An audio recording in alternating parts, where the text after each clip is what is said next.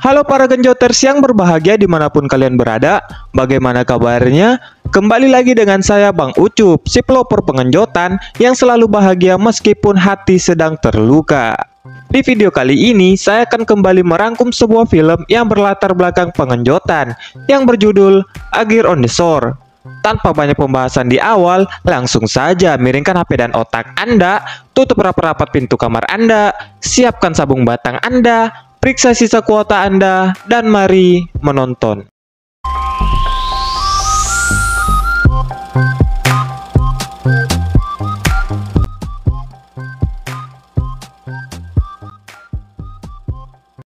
Di awal film, kita akan diperlihatkan dengan dua orang remaja yang sedang duduk-duduk di pinggir laut. Di momen tersebut, si remaja pria secara langsung mengungkapkan perasaannya dan mengajak teman wanitanya itu untuk berpacaran. Dan ketika si pria ingin beradu bibir dengannya, ia pun ditolak mentah-mentah oleh si wanita, sembari berkata bahwa ia tidak menyukai pria tersebut yang sama sekali bukan tipenya. Dan diketahui si wanita tersebut merupakan siswi sekolah menengah pertama di salah satu sekolah negeri di Jepang yang bernama Koume. Dan ini temannya bernama Keiko dan Kashima. Di saat jam istirahat telah tiba, Koume pun bertemu dengan pria berambut pirang yang juga merupakan teman sekolahnya yang bernama Misaki. Si Koume yang secara terang-terangan menyatakan rasa sukanya kepada Misaki, lantas ia pun mengajak Misaki untuk berkencan. Sembari tertawa, Misaki pun menolak ajakan Koume dan kemudian berkata, "Cowok sepopuler diriku, mana mungkin berkencan dengan cewek aneh sepertimu." Ia pun hanya berterima kasih kepada Koume karena telah merahasiakan aksi mereka beberapa hari lalu, yang ternyata Koume telah memberikan servis kebun jagungnya untuk dipanen oleh Misaki secara cuma-cuma.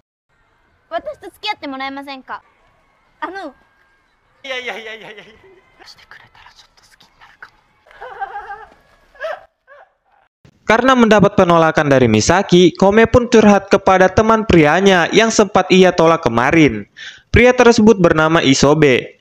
Isobe pun berkata bahwa ia akan selalu siap menemani Koume, suka maupun duka, panas maupun hujan, tanggal tua maupun tanggal muda. Intinya kapanpun itu, Isobe siap menemani Koume meskipun ia tahu Koume sama sekali tidak menyukainya. Namun nampaknya usut punya usut, di balik rasa simpatinya itu, Isobe ternyata memiliki akal yang busuk dengan membawa Koume ke rumahnya dan kemudian mengajaknya untuk melakukan aksi pengenjotan. Dan yang anehnya, secara sadar sehat walafiat, Koume pun mau melakukan pengenjotan dengan Isobe dan malah terlihat sangat menikmati kegiatan tersebut. Lah, diajak pacaran gak mau, diajak bercocok tanam malah digas. Emang tujuan lo pacaran apa sih, Nyet? Setelah melakukan aksi tersebut, Koume pun berniat pulang dari sana. Namun sebelum kepulangannya, ia meminta satu permintaan konyol dengan meminta Isobe untuk memperlihatkan burung puyuh miliknya. Yang menurut Koume, burung puyuh miliknya terlihat lucu, imut, dan sangat menggemaskan. Keesokan harinya, di saat jam pelajaran sekolah, Koume mendapat pesan dari Isobe yang telah menunggunya di toilet sekolah. Tanpa berpikir panjang, Koume yang terbayang-bayang dengan nikmatnya servisan burung puyuh milik Isobe, lantas ia pun rela bolos dalam mata pelajaran tersebut dengan beralasan bahwa ia sedang tidak enak badan dan ingin pergi ke ruang UKS hanya untuk menemui Isobe yang telah menunggunya di dalam toilet. Dan mereka pun kembali melakukan aksi pengenjotan yang sangat memacu adrenalin tersebut.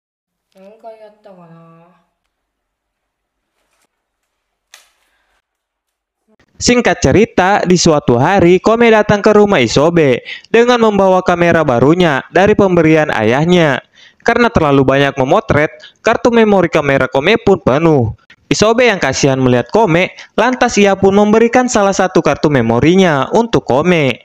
Setelah ia memasukkan kartu memori tersebut, Koume menemukan beberapa foto wanita cantik yang tersimpan di dalam data-data kartu memori Isobe. Koume pun lantas datang menghampiri Isobe untuk menanyakan siapakah wanita di dalam foto tersebut. Isobe pun teringat bahwa wanita tersebut adalah wanita yang ia lihat di pantai, yang secara sengaja ia potret untuk dijadikan bahan koleksi, karena menurutnya wanita tersebut sangatlah manis, cantik, imut, dan sangat menarik untuknya. Kemudian Isobe pun berkata, "Apakah kau cemburu?" Kome pun menjawab, "Mana mungkin aku cemburu, sementara kau itu jauh di bawah standarku." Perempuan lain di mulut lain di hati. Katanya tidak cemburu, pas diajak bercocok tanam, digas juga. Dasar munafik lu, bangsa. Dan di suatu hari sepulang sekolah, Kome pun menyempatkan diri untuk mampir ke rumah Isobe, yang tidak lain maksud dan tujuannya datang di sana hanya untuk mengajak Isobe untuk bercocok tanam. Dan setelah kegiatan tersebut selesai, melihat Isobe yang sedang tertidur pulas, lantas ia pun memanfaatkan keadaan tersebut untuk menghapus semua foto-foto wanita yang menjadi bahan koleksi Isobe. Setelah melakukan hal tersebut, ia pun pergi dari sana. Sesampainya di rumah, Kome pun dikejutkan dengan adanya Kashima yang sedang menunggunya di depan pintu rumahnya. Dan maksud Kashima menunggu kedatangan Kome di sana hanya untuk menanyakan apakah benar Kome berpacaran dengan Isobe. Kome pun menjawab bahwa ia tidak berpacaran dengan Isobe, dan ia pun masuk ke dalam rumah. Pada esok harinya, Kome dan Isobe mengadakan pertemuan di ruang belakang sekolah, dan terjadilah pertengkaran di antara mereka, yang dimana Isobe terlihat sangat kesal dengan kelakuan Kome, yang ia ketahui bahwa Kome lah yang telah menghapus semua foto-foto wanita yang dikaguminya, dan ia pun memutuskan untuk berhenti menjadi boneka mainan Kome yang ia butuhkan di saat Kome merasa kesepian, atau di saat Kome butuh asupan pengenjotan. Mendengar perkataan Isobe, Kome pun hanya bisa menangis dan pasrah atas semua yang telah terjadi.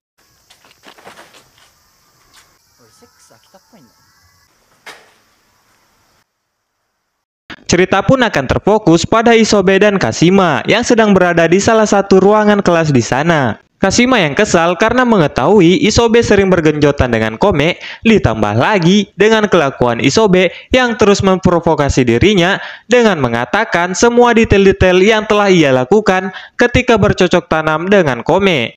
Kashima yang tak terima dengan perlakuan Isobe terhadap Kome karena Kashima sendiri telah mengenal baik keluarga Kome dan berjanji kepada keluarga Kome untuk menjaganya. Seketika Kashima pun menghajar habis-habisan Isobe, sehingga membuat Isobe mengalami pendarahan yang cukup parah. Dan kejadian itu pun secara tidak sengaja terlihat oleh Keiko, dan alhasil Kashima pun dipanggil menghadap ke kepala sekolah mereka.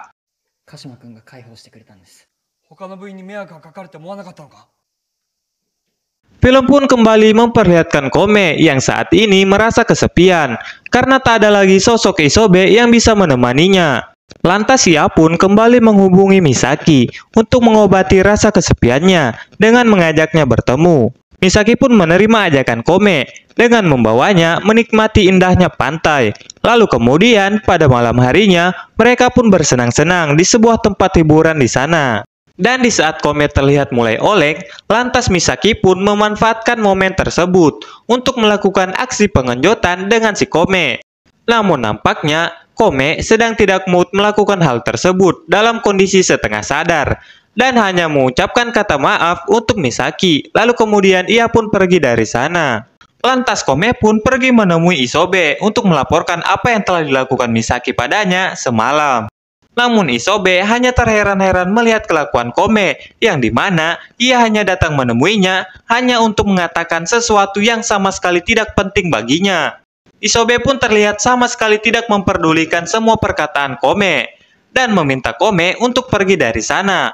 Namun Kome yang masih ingin berada di sana, lantas ia pun mengeluarkan jurus pamungkasnya, yaitu dengan melepas semua pakaiannya untuk kemudian memaksa Isobe untuk memanen kebun jagung miliknya yang nampak mulai layu tersebut. Isobe yang awalnya terus-terusan menolak ajakan pengenjotan tersebut, pada akhirnya harus tumbang juga karena ia tidak tahan melihat keadaan tubuh Kome yang sangat mengopenkan. Dan mereka pun kembali melakukan aksi bercocok tanam yang sempat terjeda beberapa hari. Setelah selesai melakukan kegiatan mengenakan tersebut, mereka pun tidur bersama, yang dimana Isobe pun bercerita bahwa dirinya telah bosan dengan hidup yang dijalaninya, karena faktanya Isobe memiliki latar belakang keluarga yang tidak cukup baik.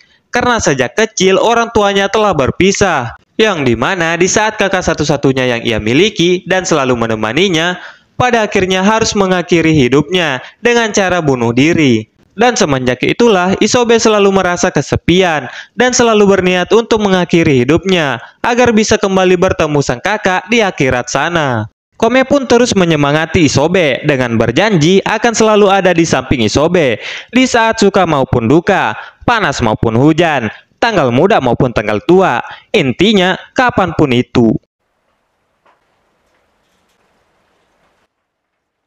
Di suatu malam, terlihat Isobe yang secara mengejutkan datang menghampiri Misaki dan seketika menghajar Misaki secara brutal tanpa belas kasihan sedikit pun. Dan ternyata maksud Isobe melakukan hal tersebut dikarenakan Isobe telah mengetahui bahwa Misaki ada sangkut pautnya dengan kematian kakaknya yang dirumorkan telah meninggal karena bunuh diri. Beberapa hari pun telah berlalu. Dalam beberapa hari belakangan ini, di mana di setiap harinya Kome yang selalu menghubungi Isobe, namun tak pernah mendapat balasan darinya, ia pun ke sana kemari mencari Isobe dan tak pernah menemukannya. Dan pada suatu hari, tanpa assalamualaikum, permisi, welcome dan sebagainya, Kome pun masuk ke kamar Isobe. Namun sayangnya, ia tidak melihat adanya Isobe di sana. Sembari menangis, Kome pun berpikir bahwa jangan-jangan Isobe telah mengakhiri hidupnya dengan cara bunuh diri seperti yang pernah ia katakan sebelumnya. Dan pada suatu hari, akhirnya Isobe kembali bersekolah dan ia pun baik-baik saja. Isobe dan Kome pun kembali bertemu. Di sana, Isobe pun sedikit bercerita bahwa di saat lulus nanti, ia akan melanjutkan SMA-nya di sekolah swasta, di tempat wanita yang dikaguminya, yang foto-fotonya telah dihapus oleh Kome. Karena ternyata beberapa hari yang lalu, ia sempat bertemu dengan wanita tersebut, dan mereka pun saling bertukar nomor micet. Dan sekolah yang akan ia tempati nanti merupakan sekolah asrama yang memungkinkan dirinya tak akan bertemu lagi dengan Kome. Mendengar hal tersebut, Kome pun merasa kecewa, terluka, merana, dan sembari menangis, ia pun meminta Isobe untuk tetap bersamanya. Karena ternyata ia telah mencintai Isobe dan berjanji akan selalu menemani Isobe dalam situasi apapun, dan tak akan menjadikannya lagi bahan mainan pengenjotan untuknya. Namun Isobe tetap teguh dengan pendiriannya dan sembari mengusap pipi Kome, ia pun pergi dari sana.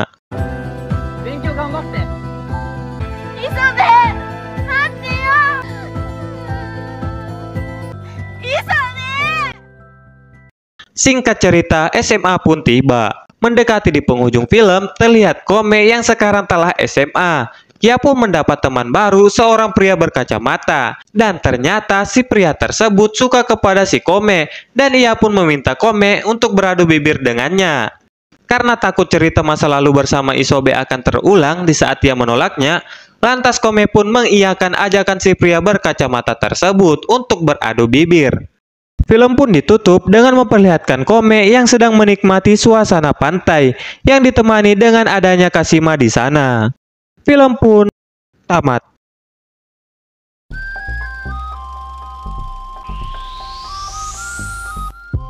Itulah tadi cerita singkat dari film yang berjudul A Gear on the Shore yang dirilis pada tahun 2021. Jika kalian punya pendapat dari cerita film ini, tulis di kolom komentar. Jika ada kesalahan pengucapan kata, karakter, dan sebagainya, mohon dimaafkan ya para genjoters. Support terus channel ini dengan cara klik subscribe, like, share, and comment agar saya lebih semangat lagi buat konten-konten berikutnya. Saya Bang Ucup mengucapkan, salam satu pengenjotan. Bye-bye netizen.